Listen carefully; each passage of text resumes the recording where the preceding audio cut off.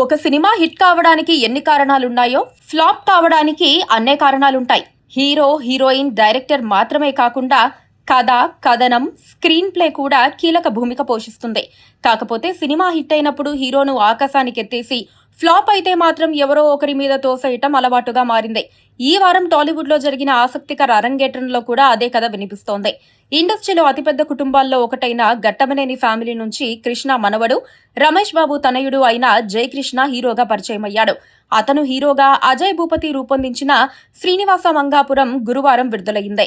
కానీ ఈ cinema box office దగ్గర ఏమాత్రం ప్రభావం చూపించట్లేదు. అసలే సినిమాకు బస్ తక్కువగా ఉండగా బ్యాడ్ టాక్ రావటంతో సినిమా డిజాస్టర్ దిశగా అడుగులు వేస్తోంది. సినిమా బాగా ఆడకపోవడానికి దర్శకుడు అజయ్ భూపతి కారణమన్న టాక్ ఒకటి సోషల్ మీడియాలో మొదలైంది. ఎవరో కావాలనే ఈ టాక్ సృష్టించారని ఇండస్ట్రీ వర్గాలు చెప్పుకుంటున్నాయి. ఒక పెద్ద ఫ్యామిలీ నుంచి ఓ యువ కథానాయకుడు హీరోగా పరిచయం అవుతూ ఉంటే ప్రేక్షకుల్లో ప్రత్యేక ఆసక్తి ఉంటుంది. ఆ కుర్రాడు ఎలా చేశాడా అని సినిమా చూస్తారు. కానీ జయకృష్ణ విషయంలో అలా జరగలేదు. అందుకు కారణం ఈ సినిమా ప్రోమోలు అంత ఆసక్తికరంగా లేకపోవటం. జయకృష్ణ తొలి సినిమాకు పబ్లిసిటీ కూడా అనుకున్నంతగా లేదు. ముఖ్యంగా మహేష్ బాబు ఈ కుర్రాడిని పెద్దగా ప్రమోట్ చేయకపోవడం కూడా బజ్ రాకపోవడానికి కారణం కావచ్చు. బాబాయ్ మహేష్ బాబు కూడా తన వంతుగా హీరోను ప్రమోట్ చేసేందుకు ఎందుకు ప్రయత్నించలేదో అర్థం కావటం లేదు. మనోడే 4 చోట్ల మంచి మాటలు చెబుదామన్న ఆలోచన ఆయనకు రాలేదు. దాంతో సినిమాకు రావాల్సినంత హైప్ అందుకోలేకపోయింది. అయితే శ్రీనివాస మంగాపురం సినిమా చూస్తే జయకృష్ణ పర్ఫార్మెన్స్ నాట్ బ్యాడ్ అనిపిస్తుంది. కుర్రాడిలో ఈజ్ ఉంది. ఒడ్డు పొడవు బాగున్నాడు. లుక్స్ సూపర్ అనలేం కానీ బ్యాడ్ ఏమీ కాదు. ఫైట్లు, డాన్సుల్లో ఆకట్టుకున్నాడు.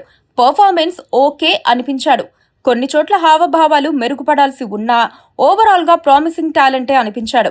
కాకపోతే సినిమాకు ముందు నుంచి తగిన పబ్లిసిటీ లేదు. స్టార్ ఫ్యామిలీ నుంచి హీరో వచ్చినప్పుడు పబ్లిసిటీ చేసుకోవాల్సిన బాధ్యత ఆ కుటుంబంపై కూడా ఉంటుంది. హీరోను జనానికి ఎక్కించేందుకు కావలసిన మెటీరియల్ స్టార్ కుటుంబం నుంచే రావాల్సి ఉంటుందని మర్చిపోకూడదు. అంతా సినిమా యూనిట్ మీద వదిలేసి ఇప్పుడు డైరెక్టర్ ను బ్లేమ్ చేస్తే వచ్చేదేముంటుంది? ఒకప్పుడు అక్కినేని నాగార్జున, దగ్గుబాటి వెంకటేష్ లాంటి వారికి తొలి సినిమాకు విపరీతమైన క్రేజ్ క్రియేట్ చేశారు. అభిమాన సంఘాలను రంగంలోకి దించి జనంలోకి పాజిటివ్ టాక్, హిట్ టాక్ సృష్టించారు. జయకృష్ణ విషయంలో మాత్రం అలా జరగలేదు. కృష్ణ ఫ్యాన్స్, మహేష్ బాబు ఫ్యాన్స్ ఈ నవ యువకుడి విషయంలో యాక్టివ్ గా ఉన్నట్లు కనిపించలేదు. ఫ్యాన్స్ లో సగం మంది సినిమా చూసినా కూడా కావలసిన దానికంటే ఎక్కువే పాజిటివ్ టాక్ వచ్చేది.